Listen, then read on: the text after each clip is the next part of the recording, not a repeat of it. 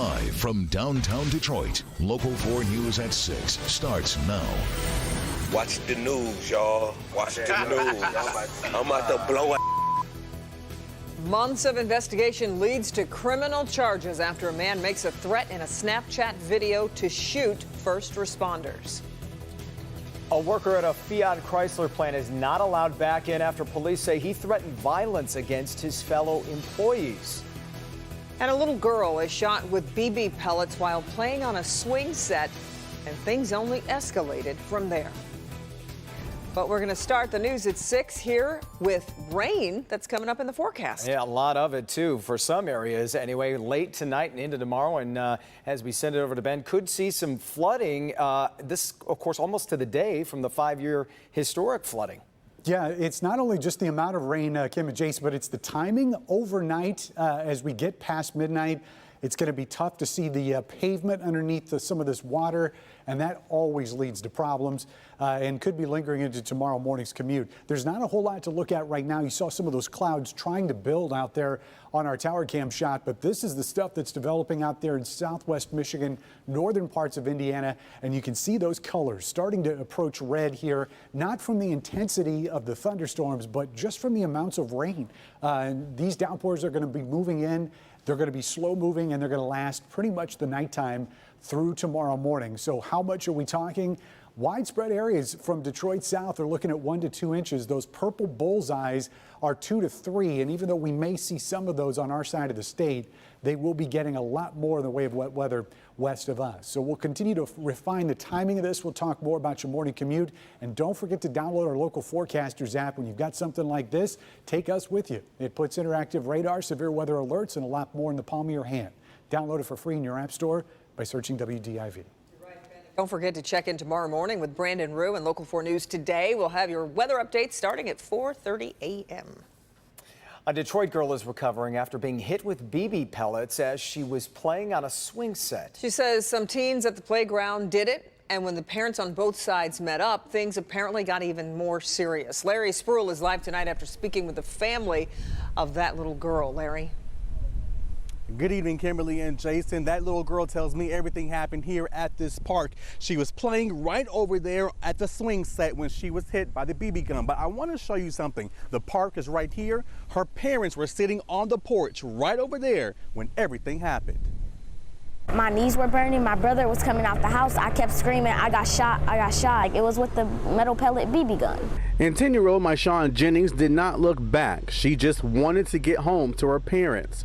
I was like, Mom, my knees are burning. I'm on fire. Jennings says these cuts and bruises are constant reminders about what happened to her just days ago. Like after, like they shot me. The pain on a scale of 1 through 10?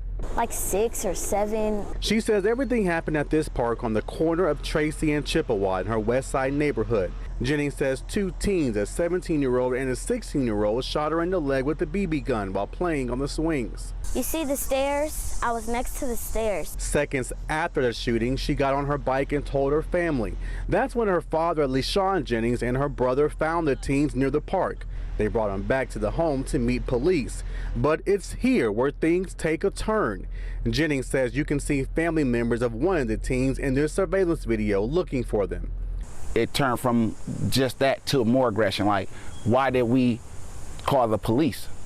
And I asked him, like, what do you mean why we called the police? My daughter had just been shot. And he said, well, y'all should have sent him back home. We don't play with the police. Meanwhile, they just want answers. I don't even know this boy's name. Never seen this boy a day in my life. I did talk to police today. They tell me the 17-year-old was arrested and he's charged with possession of a weapon, felony firearm. Now he's due back in court in the next couple of weeks. We are live on Detroit's West Side tonight. Larry Spruill, Local 4. Well, Larry, I know you mentioned the 17-year-old, but what about the other teen? Well, Kimberly, I did ask police that question as well. They said that 16-year-old was arrested, but because he is a juvenile, he was released. Kimberly? I'm just glad that little girl's okay. Thanks. Tonight, a Snapchat user who threatened to shoot first responders is facing criminal charges, and we're learning more about how Royal Oak police tracked down their suspect. Watch the news, y'all. Watch the news. I'm about to blow it. I'm about to shoot at the police, y'all. to shoot at. Police were alerted to this video soon after it was posted. They say it's 28-year-old Martin Gistenel waving a gun in the direction of first responders who are at the scene of an accident. Royal Oak Police had this to say about it. There seems to be this notion that if you say something on social media, you can come back later and say that it was a joke. This was absolutely not a joke, and we don't think it's a joke, and we don't take it as a joking manner, and we will pursue incidents like this, and we take them very seriously. When you post evidence of a crime on social media, we're going to find you. And the charges reflect that. Gistenel is charged with making a terrorist threat. That's a 20-year felony and a gun charge. Well, recent mass shootings have raised a question about workplace violence. Just last Friday morning at a Fiat Chrysler-owned facility, words were exchanged, followed by a threat of violence. One employee ended up arrested.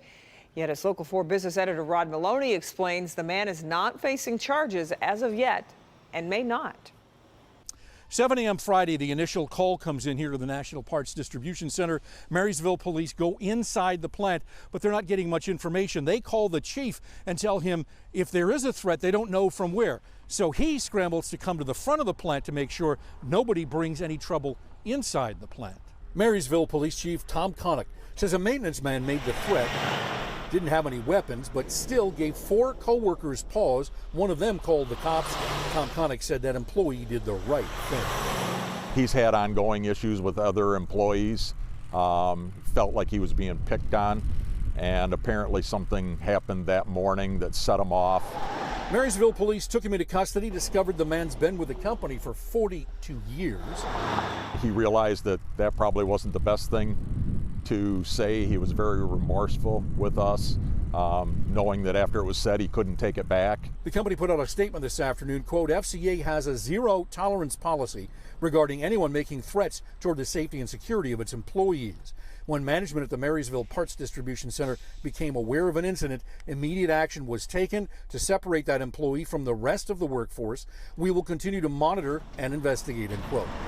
But as of tonight, there are no criminal charges. We feel that this person has some mental health issues.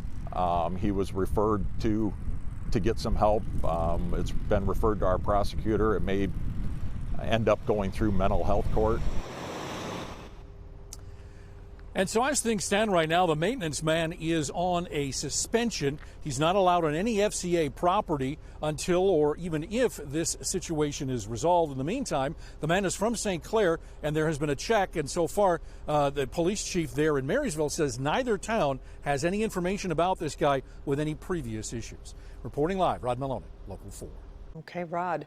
Well, facial recognition technology is controversial in Detroit, but in a Wayne County school district, it's proven pretty popular. In addition to locked doors and a school resource officer, the Gibraltar School District says this software will keep students safe. Priya Mann is in Gibraltar and shows us how the technology works. There's more than 150 security cameras at Carlson High School, and this software goes far beyond just facial recognition. It can pinpoint what you're wearing, the type of backpack you have, any discernible item that could help school administrators or law enforcement track your movements anywhere on this property. It uses every feature that it can see in that box to go after everybody. The director of technology for the Gibraltar School District says this software can track people, cars, even movement in targeted areas. It learns as it goes. So as I'm hitting stars here, it lets us know that, hey, that is the right person. The upgraded security system was installed last summer after a $24 million bond proposal was overwhelmingly approved. So I don't have anything to hide, and if you have nothing to hide, you shouldn't be worried about it. I think it would be a good idea, because if there was like a school shooting or something and like somebody was missing, then like you could find where they were if they have you like tracked and like pinpointed and stuff. Privacy is good, but I don't think it's a fact in school, because this is not really privacy. It's something that is good to protect our children. For those with privacy concerns, the district says the system is more of a precautionary tool and that videos are only stored for 6 weeks. We do not digitize or scan faces, at the beginning of the year and have a database or anything like that. We don't have that type of technology, and we don't really need that type of technology. What we need is just real time, yes, to help and aid investigation. As facial recognition technology becomes more common in school districts across Metro Detroit, officials say it's another tool to keep students safe. We've been dealing with this since, honestly, Columbine. So I think it has become the new normal, but for school systems, I think we've been doing this for a pretty long time. And the district said they were in desperate need of an upgrade. They said their old cameras were grainy, black and white. They couldn't zoom in or out. They say this will keep students safe. And since introducing it more than a year ago, they say they haven't had any pushback from parents. Reporting live, I'm Priya Mann, Local 4. Really sophisticated. Okay, Priya, thanks. Time now to get a preview of the big national stories you'll be seeing on NBC Nightly News at 6:30. Lester Holt joins us live from New York with a preview. Lester, good evening. Hey, Kim and Jason, good evening. We have new details tonight about a deadly mystery explosion in Russia, a spike in radiation levels after the testing of a new weapon went wrong. Also, a hidden camera discovered in an airplane lavatory. Yeah, that's awful. How did the authorities track down that suspect, Lester? Well, he never showed his face on the film, but they apparently got a look at some of his clothing. They used airport surveillance footage and focused on that clothing. We're going to tell you how it all panned out when we see you on Nightly News. Okay, we'll look forward to it in about 20 minutes or so. We'll see you then. Still to come, police in Macomb County asking for your help to find a thief caught on video. And here's Kim DeGiulio. Remember when your parents used to tell you, no more video games, it's time to do your homework? Well, what if video games was your homework? That's now becoming a reality at Lawrence Technological University. I'll explain. And they brought him in for smashing car windows and stealing people's property, but police say this guy wasn't done yet. We'll have that story next.